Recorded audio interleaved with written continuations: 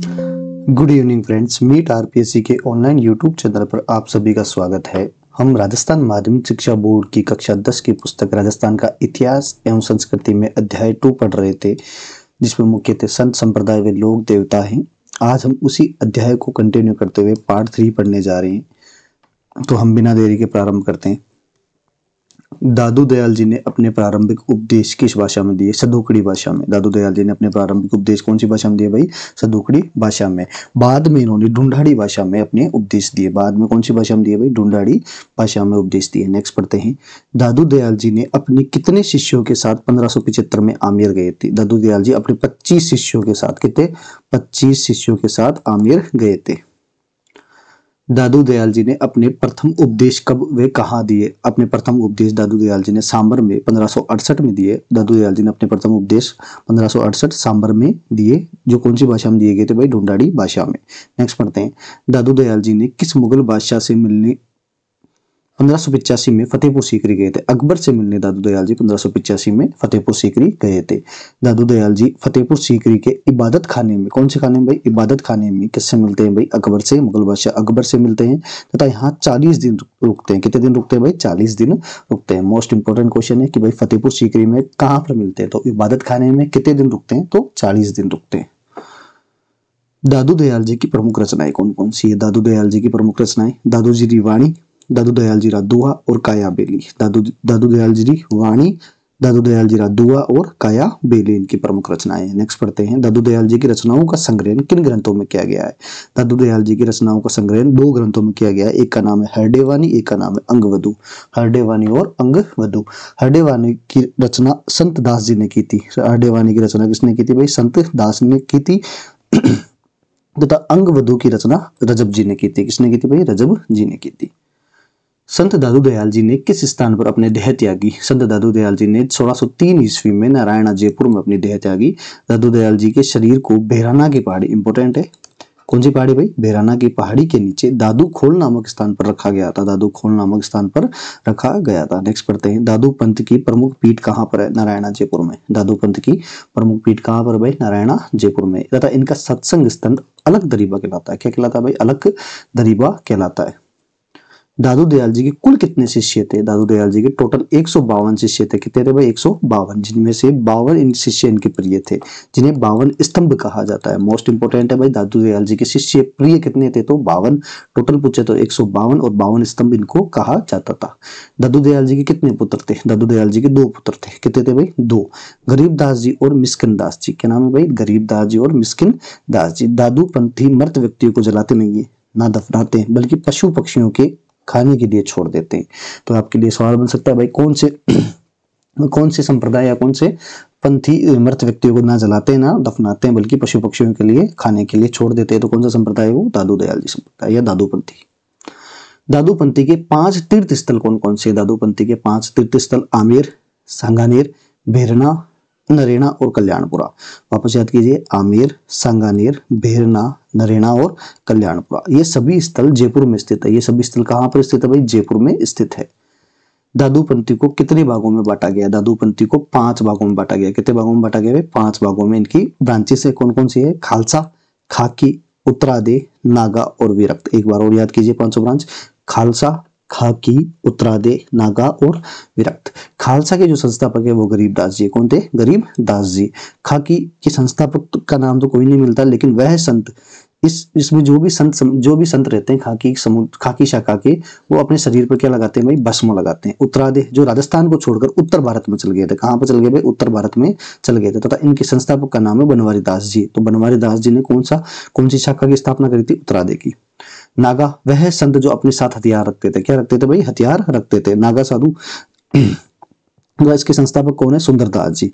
सुंदरदास जी। विरक्त मतलब वह जो सन्यासी घर घर जाकर सन्यास लेने के लिए व्यक्तियों को प्रेरित करते थे, वो कौन सी भाई? विरक्त। नेक्स्ट पढ़ते हैं।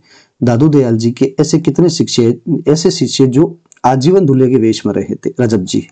रजब जी सांगानेर के पठान मुस्लिम थे। इनका एक कथन प्रसिद्ध है, आपके हो सकता है डायरेक्ट एग्जाम में पूछ ले, एनसीईआरटी या बोर्ड की किताब में डायरेक्ट दे रखा है कि भाई यह संसार वेद है, सृष्टि कुरान है। किसका कथन था? रजब जी का। किसका कथन था भाई? रजब जी का।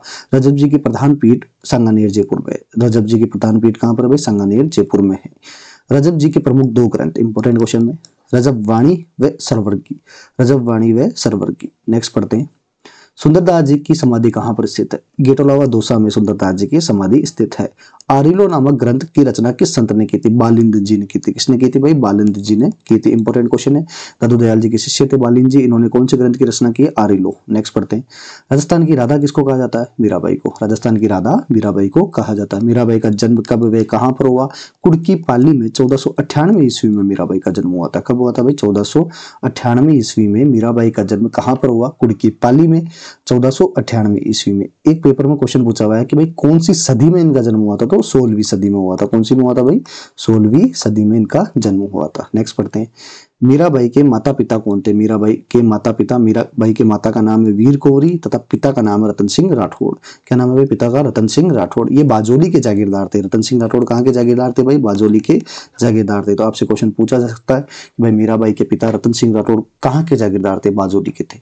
मीराबाई के दादा राव दूदा, क्या नाम था भाई? राव दूदा। मेड़ता के राजा थे। कहाँ के राजा थे भाई? मेड़ता के राजा थे। नेक्स्ट पढ़ते हैं, मीराबाई के बचपन का नाम पेमल था। क्या था भाई? पेमल। मीराबाई के बचपन का नाम क्या था? पेमल। नेक्स्ट पढ़ते हैं, मीराबाई ने कौन से संप्रदाय चलाया था? मीराबाई ने दास दासी संप्रदाय चलाया था। कौन सा संप्रदाय चलाया भाई? दास दासी संप्रदाय चलाया था। मीराबाई का विवाह कब व किसके साथ होता है? मीराबाई का विवाह राणा सांगा के पुत्र भोजराज के साथ 1516 ईस्वी में होता है तथा इनकी मृत्यु 1521 ईस्वी में हो जाती है। कब हो जाती है भाई? 1521 ईस्वी में इनकी मृत्यु हो जाती है। नेक्स्ट पढ़ते हैं, मीराबाई के आध्यात्मिक गुरु कौन थे? मीराबाई के आध्यात्मिक गुरु संत रैदास जी थे। कौन थे भाई? संत रैदास जी इनके आध्यात्मिक गुरु थे। यहीं पर संत रैदास जी की छतरी कहाँ पर स्थित है? चित्तौड़गढ़ दुर्ग में। संत रैदास जी की छतरी कहाँ पर है? चित्तौड़गढ़ दुर्ग में। और इनके अन्य गुरु भी पढ़ लेते हैं यहीं पर। भाई मीराबाई के बचपन के गुरु कौन है? तो गदाधर। कौन थे भाई? गदाधर। नेक्स्ट पढ़ते हैं, मीराबाई के द्वारिका में गुरु कौन थे? तो रूप गोस्वामी। कौन थे भाई? रूप गोस्वामी। नेक्स्ट पढ़ते हैं, राणा उदय सिंह ने मीराबाई को द्वारिका से लाने हेतु किसे भेजा था? इंपॉर्टेंट क्वेश्चन है। राणा उदय सिंह ने मीराबाई को द्वारिका से लाने के लिए सूरज सिंह चंपावत को भेजा था। किसको भेजा था भाई? सूरज सिंह चंपावत को भेजा था। कहीं पर इनका नाम सूरदास चंपावत भी मिलता है। क्या नाम मिलता है भाई? सूरदास चंपावत भी मिलता है। नेक्स्ट पढ़ते हैं, मीराबाई द्वारिका के किस मंदिर में अपना अंतिम समय व्यतीत करती है? आप सबको पता है रणछोड़ जी के मंदिर में, गुजरात में रणछोड़ जी के मंदिर में मीराबाई अपना अंतिम समय व्यतीत करती है। भगवान श्री कृष्ण की मूर्ति में वलीन हो जाती है। लेकिन ये जो रणछोड़ जी का मंदिर है ये डाकोर गांव, कौन सा गांव है? डाकोर गांव गुजरात में पड़ता है। कौन सा गांव? डाकोर गांव में ये मंदिर स्थित है। नेक्स्ट पढ़ते हैं, मीराबाई के प्रमुख मंदिर कौन कौन से? मीराबाई के प्रमुख मंदिर राजस्थान में एक तो चित्तौड़गढ़ दुर्ग में है। कौन से दुर्ग में भाई? चित्तौड़गढ़ दुर्ग में। एक कुड़की पाली में, कुड़की पाली में एक चार भुजानाथ का मंदिर जो मेड़ता में। कहां पर भाई? चार भुजानाथ का मंदिर, जिसमें भी मीराबाई का मंदिर ही कहते हैं। ये कहां पर भाई? मेड़ता में। नेक्स्ट पढ़ते हैं, मीराबाई की प्रमुख रचनाएं। मीराबाई की प्रमुख रचनाएं में पदावली, रुक्मणी मंगल, सत्यभामा जीरो रूसनो, नरसिंह जीरो मायरो, राग सुराट रापद। वापस याद कीजिए, पदावली, रुक्मणी मंगल, सत्यभामा जीरो रूसनो, नरसिंह जीरो मायरो और राग सुराट रापद। नरसिंह जीरो मायरो रत्ना खाती की मदद से लिखी थी। किसकी मदद से लिखी थी भाई? रत्ना खाती से की मदद से लिखी थी। मोस्ट इंपोर्टेंट क्वेश्चन कि राजस्थान की प्रथम ऐतिहासिक महिला जिस पर डाक टिकट जारी हुआ? मीराबाई। राजस्थान की प्रथम ऐतिहासिक महिला जिस पर डाक टिकट जारी हुआ वो कौन थी भाई? मीराबाई। 1 अक्टूबर 1952 को 2 रुपए का डाक टिकट जारी किया गया था। कितने रुपए का? 2 रुपए का डाक टिकट जारी किया गया था।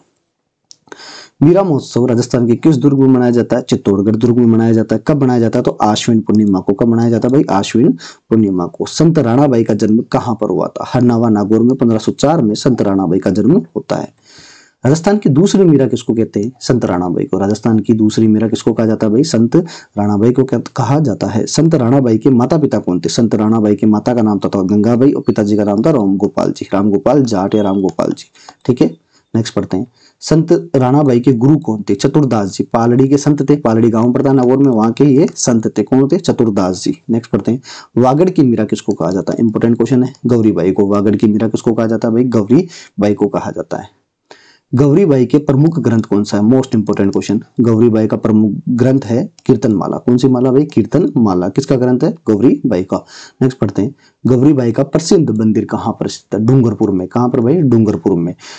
डूंगरपुर में बाल मुकुंद मंदिर डूंगरपुर में स्थित है तथा बाल मुकुंद मंदिर को ही गौरीबाई का मंदिर कहते हैं। कौन से मंदिर को गौरीबाई का मंदिर कहा जाता है? तो बाल मुकुंद मंदिर को। कहां पर स्थित है भाई? डूंगरपुर में है। इस मंदिर का निर्माण 1829 में डूंगरपुर महारावल शिव सिंह ने करवाया था। किसने करवाया था? डूंगरपुर महारावल शिव सिंह ने करवाया था। नेक्स्ट पढ़ते हैं, संत माऊजी का जन्म कहां और कब हुआ? संत माऊजी का जन्म 1714 में सबाला गांव डूंगरपुर में हुआ था। कौन से गांव में हुआ था भाई? सबाला गांव डूंगरपुर में हुआ था। इन्हें वागड़ का धनी कहा जाता है। संत माऊजी को कहाँ का धनी कहा जाता है? वागड़। वागड़ वाला क्षेत्र कौन सा भाई? डूंगरपुर वाला। कौन सा? डूंगरपुर वाला। वागड़ का धनी इन्हें कहा जाता है। नेक्स्ट पढ़ते हैं, निष्कलंकी नामक संप्रदाय की स्थापना किसने करी थी? संत माऊजी ने। संत माऊजी ने कौन से संप्रदाय की स्थापना करी? निष्कलंकी संप्रदाय की स्थापना करी। माघ शुक्ल एकादशी को 1727 में संत माऊजी ने किस धाम की स्थापना करी थी? वेणेश्वर धाम डूंगरपुर में। वेणेश्वर धाम डूंगरपुर में। 3 नदियों के संगम त्रिवेणी संगम कहलाता है। सोम, माही और जाखम। सोम, माही और जाखम, इन तीनों नदियों के संगम पर कौन सा धाम स्थित है? वेणेश्वर धाम स्थित है। इसे वागड़ का पुष्कर भी कहते हैं। इसे वागड़ का पुष्कर भी कहते हैं। इसे आदिवासियों का कुंभ कहते हैं। माघ पूर्णिमा को यहाँ मेला लगता है। माघ पूर्णिमा को यहाँ क्या लगता है भाई? मेला लगता है। खंडित शिवलिंग की पूजा की जाती है। किसकी पूजा की जाती है? खंडित शिवलिंग की पूजा की जाती है। नेक्स्ट पढ़ते हैं, संत माऊजी के प्रमुख ग्रंथ का नाम क्या था? चोपड़ा। मोस्ट इंपोर्टेंट क्वेश्चन है कि भाई संत माऊजी के ग्रंथ का नाम क्या था? चोपड़ा। इसमें तीसरे विश्व युद्ध की भविष्यवाणी की गई थी। कौन से? इसमें तीसरे विश्व युद्ध की भविष्यवाणी की गई थी। किसकी? तीसरे विश्व युद्ध की भविष्यवाणी की गई थी।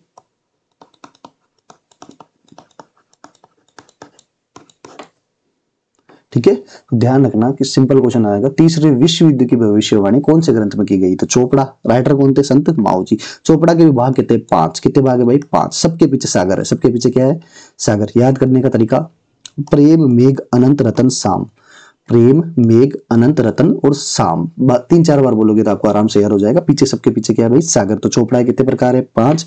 प्रेम, मेघ, अनंत, रतन और साम। प्रेम सागर, मेघ सागर, अनंत सागर और रतन सागर और साम सागर। नेक्स्ट पढ़ते हैं, संत माऊजी के ग्रंथ चोपड़ा की पूजा की जाती है। किस दिन की जाती है? दीपावली के दिन। कौन से दिन की जाती है भाई? दीपावली के दिन की जाती है। नेक्स्ट पढ़ते हैं, संत माऊजी ने लसाड़ा, लसाड़ा डूंगरपुर में पड़ता है। कहां पड़ता है भाई? डूंगरपुर में। लसाड़ा के पटेल भक्त की राशि से चोपड़ा हेतु कहां से कागज मंगवाया था? इंपोर्टेंट क्वेश्चन है भाई। चोपड़ा की जब रचना कर रहे थे संत माऊजी, तो लसाड़ा के एक पटेल भक्त था जिन्होंने इन्हें दान में राशि दी थी। दान में राशि दी थी तो इन्होंने उस दान की राशि से कागज मंगवाया था। तो कागज कहां से मंगाया भाई? अहमदाबाद से मंगाया। कहां से मंगाया था भाई? अहमदाबाद से। नेक्स्ट पढ़ते हैं, संत माऊजी ने चोपड़ा ग्रंथ की रचना कहां पर की? कागज मंगवा लिया। कागज मंगवाने के बाद में इसकी रचना की। डूंगरपुर में एक जगह पड़ती है धौलागढ़। कौन सी जगह भाई? धौलागढ़। वहां पर इसकी रचना की। नेक्स्ट पढ़ते हैं, संत माऊजी के ग्रंथ चोपड़ा में कुल कितने छंद है? इंपोर्टेंट क्वेश्चन है। टोटल 72,96,000 छंद है। कितने भाई? 72,96,000 छंद है। दक्षिणी राजस्थान में संत माऊजी को विष्णु का 10वां अवतार कल्कि माना जाता है। दक्षिणी राजस्थान में माऊजी को विष्णु का 10वां अवतार कल्कि माना जाता है। ये सभी आपके 10th क्लास की पुस्तक में दे रखा है, जो आरबीएससी राजस्थान बोर्ड की पुस्तक है। राजस्थान बोर्ड की पुस्तक है। अभी हाल ही में अध्ययन बोर्ड द्वारा सभी पेपरों में यहीं से क्वेश्चन उठाए जा रहे हैं, तो आपके लिए सभी प्रश्न मोस्ट इंपोर्टेंट बन सकते हैं। नेक्स्ट पढ़ते हैं, संत रामचरण जी का जन्म कब व कहां पर हुआ था? संत रामचरण जी का जन्म सोडा गांव जयपुर में हुआ था। कहां पर भाई? सोडा गांव जयपुर में 1719 में माघ शुक्ल चतुर्दशी को हुआ था। संत रामचरण जी का जन्म कहां पर हुआ भाई? सोडा गांव जयपुर में 1719 में हुआ था। संत रामचरण जी की माता व पिता कौन थे? माता देव जी तथा पिता का नाम भक्त राम था। माता देव जी व पिता का नाम भक्त राम था। संत रामचरण जी का वास्तविक नाम क्या था? रामकिशन। क्या नाम था भाई? रामकिशन। तथा इनकी पत्नी का नाम गुलाब कंवर था। इनकी पत्नी का नाम क्या था? गुलाब कंवर था। नेक्स्ट पढ़ते हैं, रामचरण जी के गुरु का नाम क्या है? कृपा राम जी। कौन से है भाई? कृपा राम जी। राम स्नेही संप्रदाय के प्रवर्तक कौन है? रामचरण जी। राम स्नेही संप्रदाय के प्रवर्तक कौन है? रामचरण जी। राम स्नेही संप्रदाय की प्रधान पीठ कहां पर स्थित है? शाहपुरा भीलवाड़ा में। राम स्नेही संप्रदाय की प्रधान पीठ कहां पर भाई? शाहपुरा भीलवाड़ा में। शाहपुरा के शासक रण सिंह ने इनके लिए एक छतरी बनवाई तथा एक मठ का निर्माण भी करवा दिया था। एक छतरी व एक मठ का निर्माण भी करवाया था। राम स्नेही संप्रदाय का मंदिर राम द्वारा कहलाता है। क्या कहलाता है भाई? राम द्वारा कहलाता है। नेक्स्ट पढ़ते हैं, राम स्नेही संप्रदाय का प्रमुख महोत्सव कौन सा है? फूलडोल महोत्सव। कौन सा भाई? फूलडोल महोत्सव। शाहपुरा भीलवाड़ा में इसका आयोजन किया जाता है। 1765 में इसकी शुरुआत हुई थी। कब हुई थी भाई? 1765 में फूलडोल महोत्सव की शुरुआत हुई थी। होली के दूसरे दिन चैत्र कृष्ण द्वितीया से लेकर चैत्र कृष्ण पंचमी तक ये बढ़ता है। चैत्र कृष्ण द्वितीया से लेकर चैत्र कृष्ण पंचमी तक बढ़ता है। तो फूलडोल महोत्सव आपके कल्चर वाले टॉपिक में वैसे भी डायरेक्ट पूछ सकते हैं भाई, फूलडोल महोत्सव कहाँ पर बढ़ता है? तो शाहपुरा भीलवाड़ा। संप्रदाय पूछे तो कौन सा करोगे? रामस्नेही संप्रदाय। सन पूछे तो 1765। होली के दूसरे दिन चैत्र कृष्ण द्वितीया से लेकर चैत्र कृष्ण पंचमी तक बढ़ता है। राम स्नेही संप्रदाय के साधु संत किस रंग के कपड़े पहनते हैं? तो गुलाबी रंग के। कौन से रंग के भाई? गुलाबी रंग के। नेक्स्ट पढ़ते हैं, राम स्नेही संप्रदाय की राजस्थान में कितनी पीठें हैं? राम स्नेही संप्रदाय की राजस्थान में 4 पीठें हैं। कितनी है भाई? 4 है। संस्थापक के नाम सामने दे दिए मैंने कि भाई शाहपुरा भीलवाड़ा में एक पीठ है, एक रेण नागौर में, एक खेड़पा जोधपुर में, एक सीहतल बीकानेर में। शाहपुरा भीलवाड़ा के संस्थापक थे रामचरण जी। कौन थे भाई? रामचरण जी। रेण नागौर वाले दरियाओ जी। रेण नागौर में कौन है भाई? दरियाओ जी। और खेड़पा में रामदास जी। खेड़पा में कौन है? रामदास जी। और सीहतल में कौन है? हरिदास जी। सीहतल में कौन है भाई? हरिदास जी। रामचरण जी का प्रमुख ग्रंथ कौन सा है? अणबे वाणी। इंपॉर्टेंट क्वेश्चन है, मोस्ट इंपॉर्टेंट क्वेश्चन है भाई। रामचरण जी का प्रमुख ग्रंथ कौन सा है भाई? अणबे वाणी है। नेक्स्ट पढ़ते हैं, हरिराम दास जी का भी प्रमुख ग्रंथ कौन सा है? निशानी। मोस्ट इंपॉर्टेंट, हरिराम दास जी का भी प्रमुख ग्रंथ कौन सा है? निशानी। सीहतल शाखा व खेड़पा शाखा के आदि आचार्य किसको कहा जाता है? जयमल दास जी को। सीहतल शाखा व खेड़पा शाखा के आदि आचार्य किसको कहा जाता है भाई? जयमल दास जी को। नवल संप्रदाय के संस्थापक कौन है? नवल राम जी। कौन थे भाई? नवल राम जी। नवल राम जी का जन्म कब व कहां पर हुआ? हरसोलाव गांव नागौर में हुआ था। कहां पर हुआ था भाई? हरसोलाव गांव नागौर में विक्रम संवत 1840 में हुआ था। विक्रम संवत 1840 में हुआ था। नेक्स्ट पढ़ते हैं, नवल राम जी के गुरु कौन थे? नवल राम जी के गुरु संत करता राम थे। कौन थे भाई? संत करता राम थे। किनके गुरु थे? नवल राम जी के। नवल संप्रदाय की प्रधान पीठ कहां पर स्थित है? जोधपुर में। इंपॉर्टेंट क्वेश्चन है, कई बार पूछा हुआ है भाई। नवल संप्रदाय की प्रधान पीठ कहां पर है? जोधपुर में। नवल संप्रदाय या नवल राम जी का प्रमुख ग्रंथ कौन सा है? तो नवलेश्वर अनुभव वाणी। इंपॉर्टेंट क्वेश्चन, नवलेश्वर अनुभव वाणी। सरवर्गी संप्रदाय के संस्थापक कौन है? सरवर्गी संप्रदाय के लखड़दास जी महाराज 1649 में सरवर्गी संप्रदाय की स्थापना करते हैं। मोस्ट इंपॉर्टेंट क्वेश्चन, अगर क्वेश्चन यहां से पुटअप होगा तो कंफर्म है कई लोगों को ही नहीं आएगा। 10th क्लास की बुक में साफ साफ दे रखा था कि भाई सरवंगी संप्रदाय के संस्थापक कौन है? लखड़दास जी महाराज। कब करी थी भाई? 1649 में। सरवंगी संप्रदाय की प्रधान पीठ कहां पर है? संगरिया गांव धोंध तहसील सिक्कर में। कहां पर है भाई? संगरिया गांव धोंध तहसील सिक्कर में। किस संप्रदाय के अनुयायियों द्वारा मुख्य अभिवादन जय साहब करवाया जाता है? क्या किया जाता है भाई? जय साहेब करवाया जाता है। किसके द्वारा? सर्वंगी संप्रदाय द्वारा। कौन से भाई? सर्वर्गी संप्रदाय के द्वारा। नेक्स्ट पढ़ते हैं, ग्रामीण क्षेत्र में शिक्षा को बढ़ावा देने के लिए किस संप्रदाय द्वारा बाबा खिवादास महाविद्यालय के संचालन किया गया? बाबा खिवादास महाविद्यालय का संचालन सर्वंगी संप्रदाय के द्वारा किया गया। इस महाविद्यालय की स्थापना के लिए राष्ट्रपति के आर नारायण ने, किन्होंने भाई? के आर नारायण ने भी महाराज खिवादास को सम्मानित किया था। किनको सम्मानित किया था भाई? महाराज खिवादास को सम्मानित किया। तो आपके अध्याय 2 के सभी प्रश्न आज समाप्त होते हैं। कल से हम अध्याय 3 प्रारंभ करेंगे। चैनल को सब्सक्राइब करना, लाइक करना एंड शेयर करना तथा हमारा टेलीग्राम चैनल मीट आरपीएससी के नाम से उसे भी ज्वाइन करना। Thank you so much.